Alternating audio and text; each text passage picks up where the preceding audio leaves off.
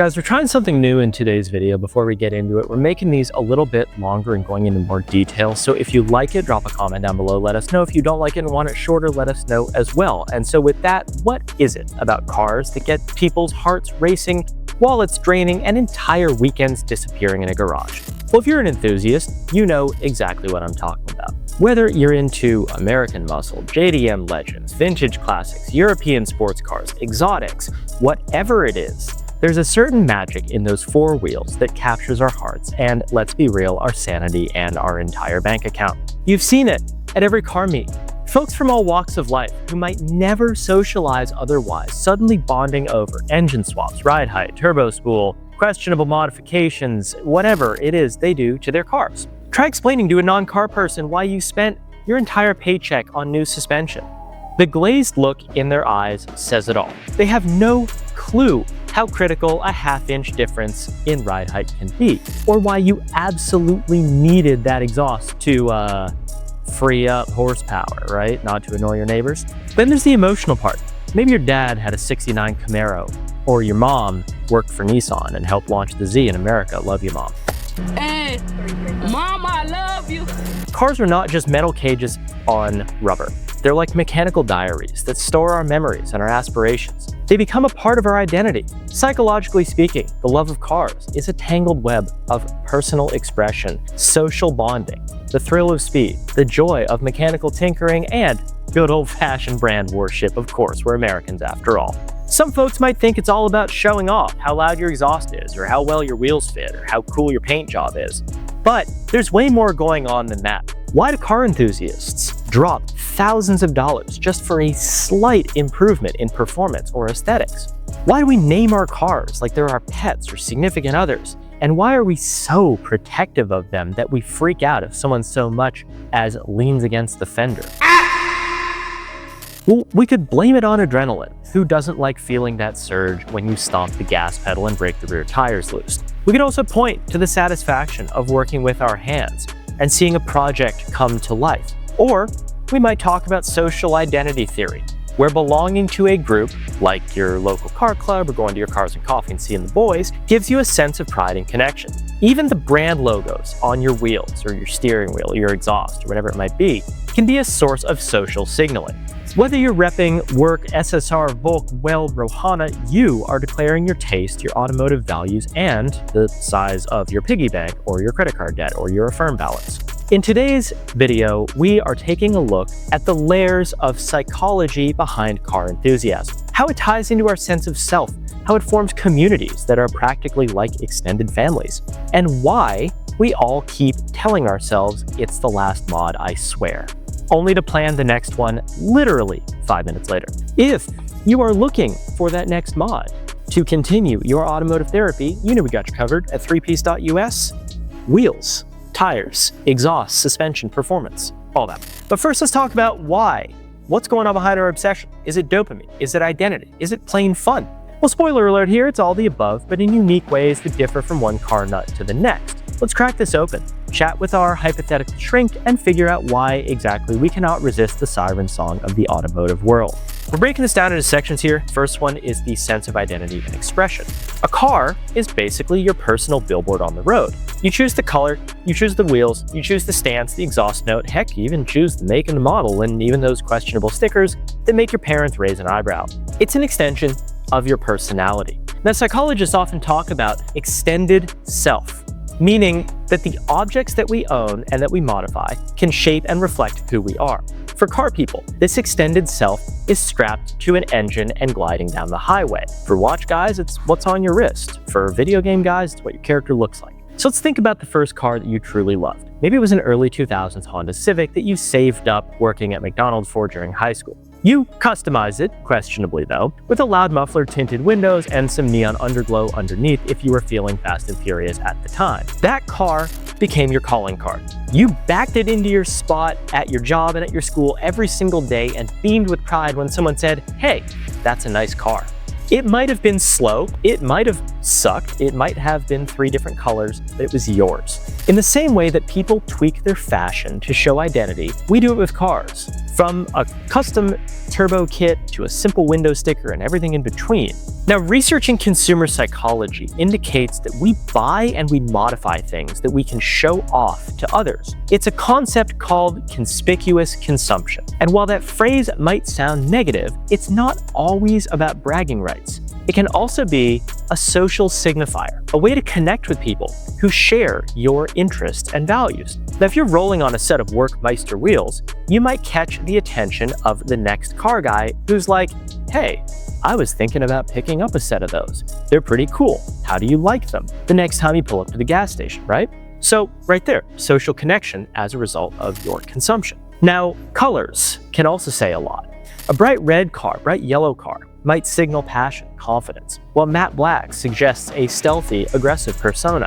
The stance and fitment can communicate whether you are about that function over form life, track suspension, minimal wheel gap, or compound tires, or whether you are a stancy boy who's more into ripping off road reflectors and dialing in that perfect fender to lip fitment. In any case, these styling choices reflect deeper aspects of our personalities, like being extroverted, introverted, detail-obsessed, competitive, performance-driven. You ever notice how car enthusiasts talk about their rides like they are living, breathing beings?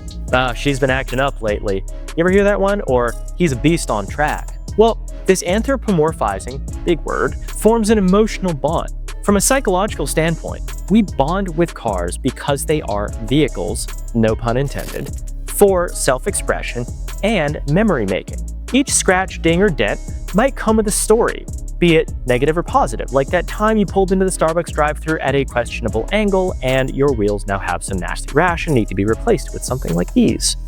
Now, tinkering on your car can also be a form of self-discovery. You learn patience, or how far you can throw 10 mil across the garage, or how to swear in new ways, really depending on who you are, while you're installing coilovers or dialing in your ride height for the 10th time. You develop new skills, like diagnosing a weird sound coming from the engine bay. You experiment with design choices. Maybe you powder coat your wheels bronze because you want to stand out and then realize 2 minutes later you just don't like it and you go back to satin black. Who knows, right? Well, through these mini projects, you're sculpting not only the car, but also your sense of self and your sense identity.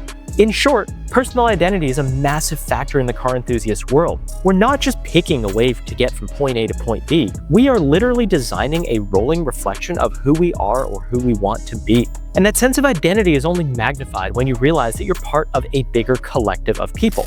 Now let's take a look at that next. We're talking the car community. And of course, it's around group identity and community. Go to any car meet on a weekend and you'll see the real-life version of social media likes in action. People swarm around each other's rides depending on how cool they are at the end of the day, complimenting the vehicle itself, paint jobs, wheels, how low the car is without ripping the bumper off. Why does everyone gather in parking lots at odd hours of the night in freezing cold weather just to stand around and talk about, well, cars? The answer is pretty simple. Humans are social animals. We're wired to form tribes and communities. Social identity theory tells us we get part of our sense of self from the groups that we belong to. And car culture is a perfect example of this. You might have your local BMW crew, your JDM squad, your muscle car circle, your takeover guys, your overlanding group, whatever, your diesel truck guys, whatever it is, right? Within each subset, you share language, values, jokes, even rivalry with other groups, all in good fun. Now, car meets are like tribal gatherings. You roll in, you find your group of people, and you admire each other's rides, exchanging nods of approval or playful trash talk if someone's done something that you think is questionable. If you're new, you might be nervous approaching a group of people, but as soon as you mention, hey, you drive a vet, I've got a C6 at home, well, guess what? You're part of the conversation. Everyone wants to help, share tips, and hype you up. It's like a support group, but with more horsepower.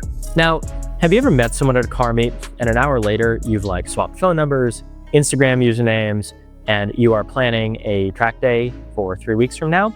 That's how strong the bond is. It's more than just a hobby for a lot of us. It's really a lifestyle that becomes a basis for lifelong friendships. If you break down on the side of the road, your fellow enthusiasts are more likely to stop and help, literally, without knowing you at all, because they know what it's like. So let's talk social media and online forums. Well, before social media, we had forums. Honda Tech, Naziok, Super Forum, 6-Speed Online, whatever, where people spent hours debating what spark plug gap is the best or what coilover should I run. Today, we've got Facebook groups, Instagram car clubs, Discord channels, whatever you're into, dedicated to the same chatter plus the occasional heated argument about which brand of wheels is the best. Spoiler alert, they're fundamentally the same depending on construction. Now this extends to the community worldwide, so you can chat with someone in Japan about how they're building their engine while you're sipping coffee in Ohio. And that's pretty darn cool. Part of the community vibe, though, is also healthy competition. Think 2J versus RB, Mustang versus Camaro, Subaru versus Mitsubishi. Even in the wheel game, SSR versus Work, Enkei versus Koenig. These rivalries keep things interesting. We might throw shade at each other's choices, but in the end, we're all enthusiasts. See, the competitiveness is part of what fuels innovation and personal motivation. You see someone else's build and you're like, yo, that's pretty cool. I have to step up my game as a result. How many times have you been to a big car show and left and you're like planning what to do next? The group dynamic is a powerful motivator and a massive part of the psychological appeal of cars. There's shared language, a shared passion, and a reason to come together. Once you have that community in your corner, the hobby goes from like a personal interest to a full-fledged lifestyle that shapes your weekend, your wallet, your friend circle, and everything in between. Now third, we're talking about adrenaline, the need for speed, and the thrill factor. And it's no secret that a lot of people love cars for the adrenaline rush. You slam the pedal to the floor, your back presses into the seat, and the engine roars, and you realize that your FRS is doing 36 miles an hour. That sensation can make you forget your crappy day at work faster than any motivational quote. So, what is going on in our brains when we experience that surge of adrenaline? Well, exactly that, adrenaline and dopamine. When you accelerate quickly, or drift around a corner, or hit that perfect apex, whatever you might be into, your brain floods with adrenaline, which triggers the classic fight or flight response. Your heart rate's elevated, your pupils dilate, your senses sharpen. Dopamine also enters the chat, giving you that, wow, I feel alive buzz. It's the same chemical that drives us to seek rewards. Cars provide a tangible, immediate feedback loop. Hit that gas pedal, feel the surge. Now, psychologists say that moderate risk can be exhilarating. If you're into drag racing, autocross, track days, doing things you shouldn't do on the freeway, you're constantly dancing with danger within reason. You are testing your limits and your cars. That risk is, of course, part of the appeal. If it were entirely safe and predictable, it wouldn't have the same draw. It just wouldn't be fun. Now, of course, being reckless on public roads is a no-no, but channeling that thrill into controlled environments, again, guys, go to the track, autocross, whatever you might be into, can feel like you are starring in your own action movie. Now, for many enthusiasts, driving a fun car is the best therapy session money can buy, especially if you have a scenic, twisty back road on the way home from work. You might have a rough day at the office, your boss yelled at you, you spilled your lunch, but once you're behind the wheel and you hear your turbo spool or that cam chop, the stress melts away. Your full attention shifts to the road, the tack, the shifter, and the next corner. Now, psychologists call this a flow state, where you're so immersed in an activity that you lose track of time and stress.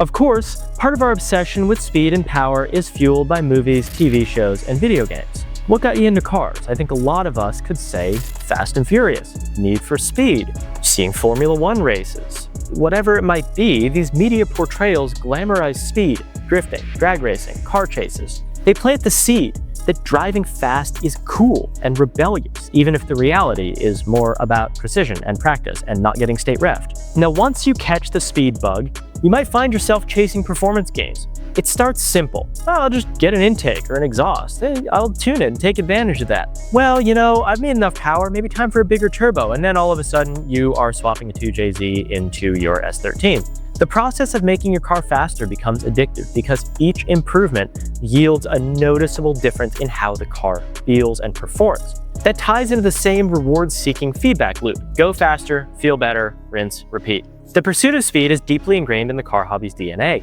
It's not just about bragging rights or showing off your dyno sheet, popping the hood at a car meet. There's something primal about harnessing mechanical power and feeling it surge through your right foot every time you hit the gas pedal. It's a dance between man and machine that never truly ends because there's always another part to upgrade or a new technique to master or something that broke that you need to fix. Now, there's some folks out there who love cars not just for the speed or the looks, but the sheer satisfaction of wrenching on them. That is not me. I hate working on cars, but you do you. If you're not a professional mechanic, there's a deep sense of pride that comes from being able to fix or modify something on your own.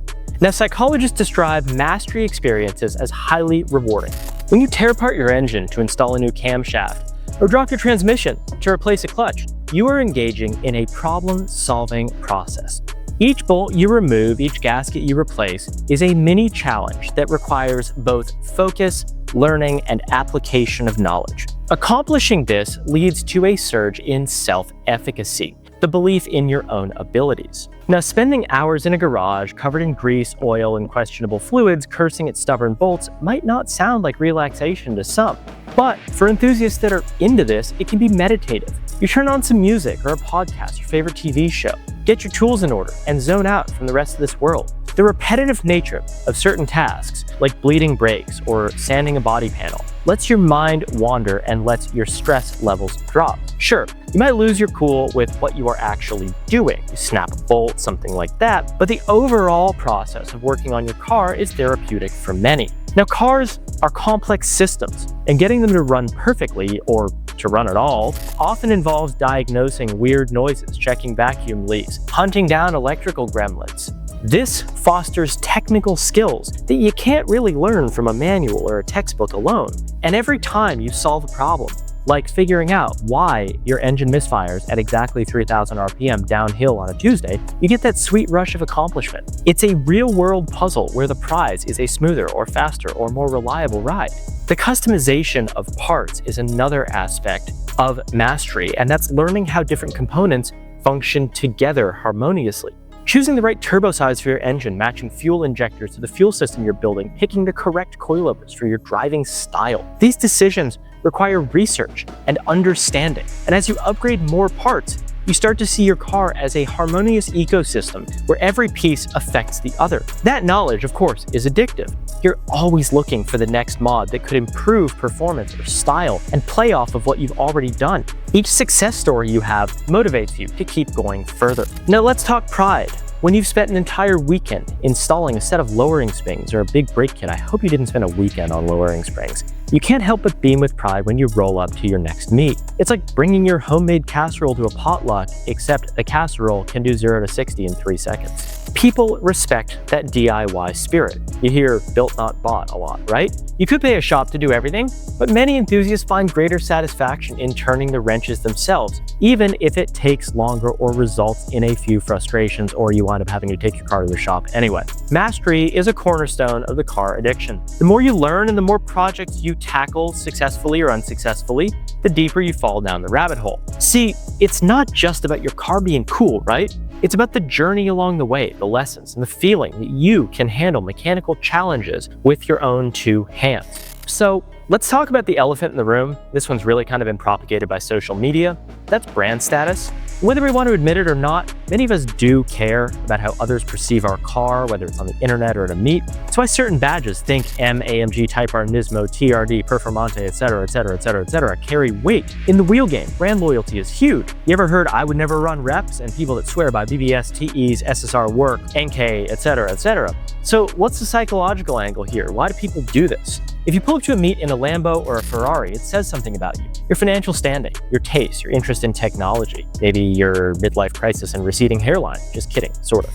Social signaling is when we use outward signals, like the car you drive, to communicate something about ourselves. In the car world, it might be less about a 6-figure supercar and more about the subtle indicators. The brand of wheels, what body kit you're running, the parts you chose to modify your engine, what turbo you have, did you do T51R mod? From big to small, there's a ton of stuff involved in there, obviously. Now, we're also talking pedigree and marketing.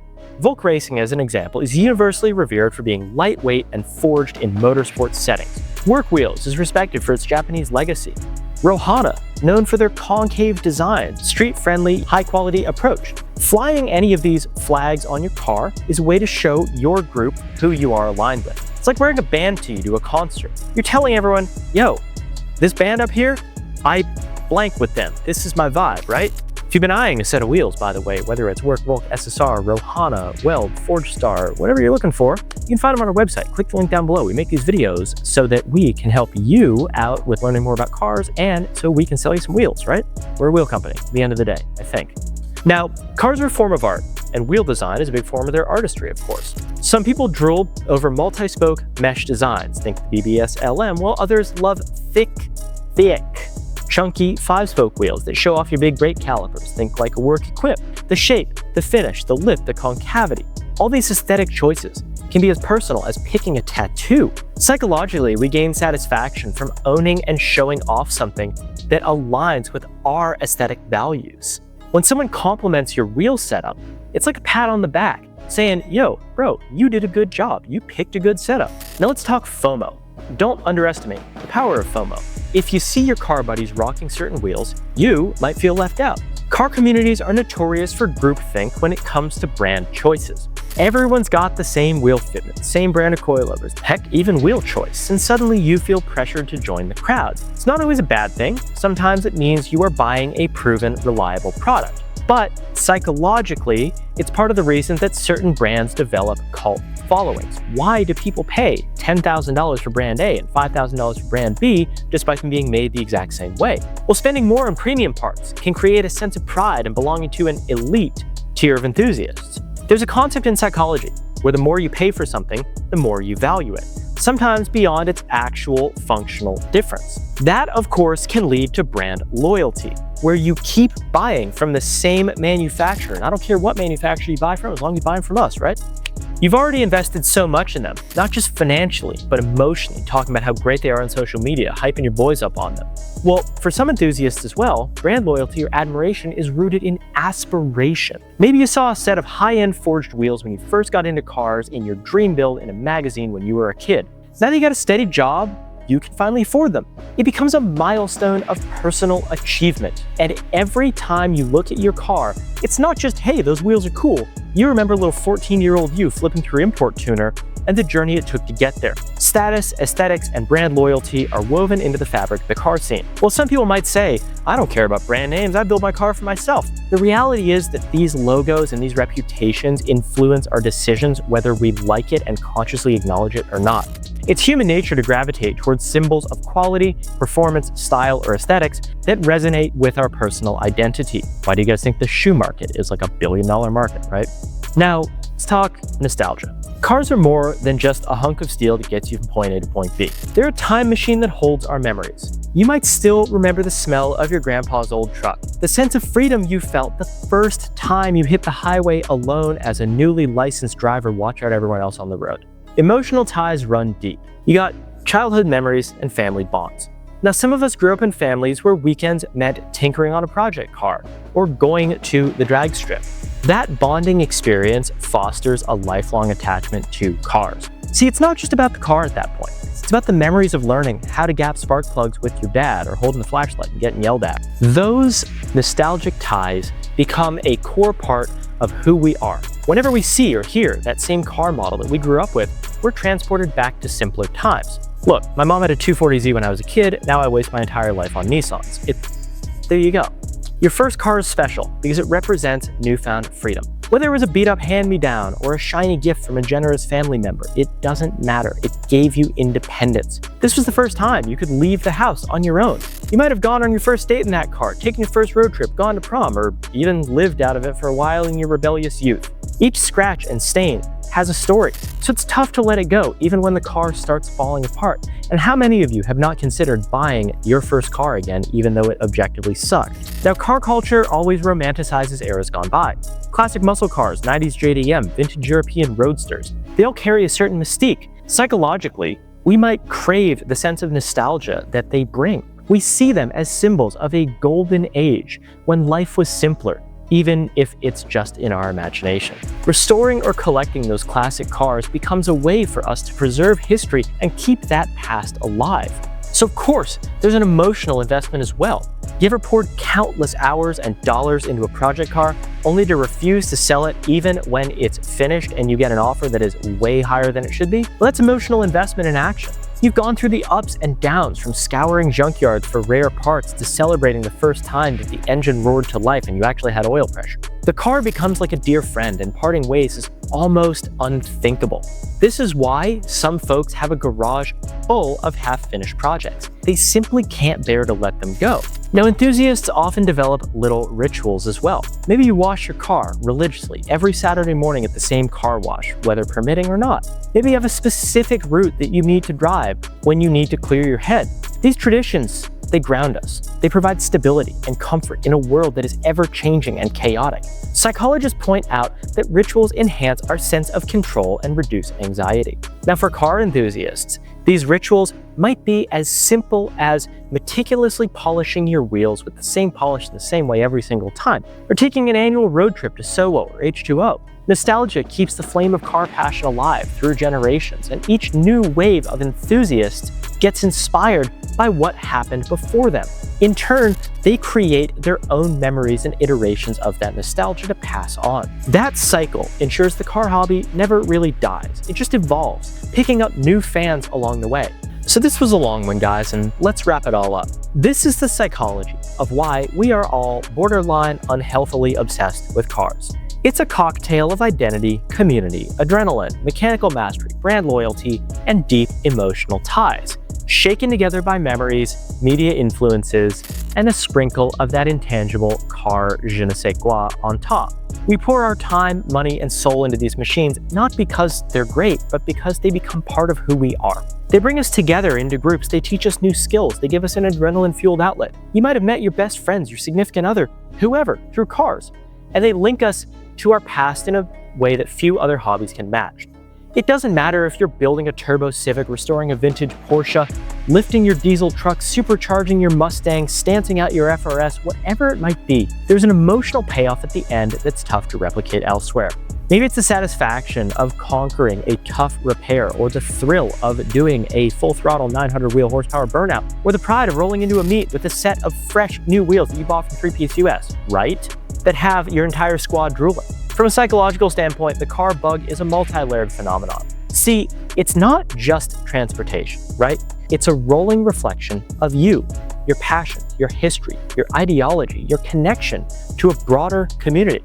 And if you're thinking, man, I could really use some new wheels to level up my therapy sessions, well, you know where to go, boys. You know we got you covered. Head on over to our website, check out our vehicle gallery, get inspired by other rides, whether you're looking for a set of Welds, Forge Stars, SSRs, Works, Volk Racing, or something else entirely. Heck, maybe you want to lift your truck, put some forces on it. You'll find something that suits your style and probably drains your bank account like anything else. But hey, that's the life we chose, right? So the next time someone gives you that confused look when you told them you spent $8,400 on a set of wheels, like, what? Why? You can break out your new knowledge of identity theory, identity expression, social bonding, adrenaline mastery, brand loyalty, and nostalgia. Or, just shrug and say, because it makes me happy. Sometimes the simplest answer is the best one. Thank you guys so much for hanging out. If you enjoyed this video, if you enjoyed the longer format, the more in-depth stuff we got going on here, please drop a comment down below. If you're not subscribed to the channel, hit subscribe. If you liked the video, hit the like button. If there's another topic we should cover in this much depth, please don't hesitate to let us know. If you're looking for wheels, I plugged it a few times in the video, but pick up a set of wheels. Let's just keep making these videos. Thank you all so much for watching, and I'll see you in the next one.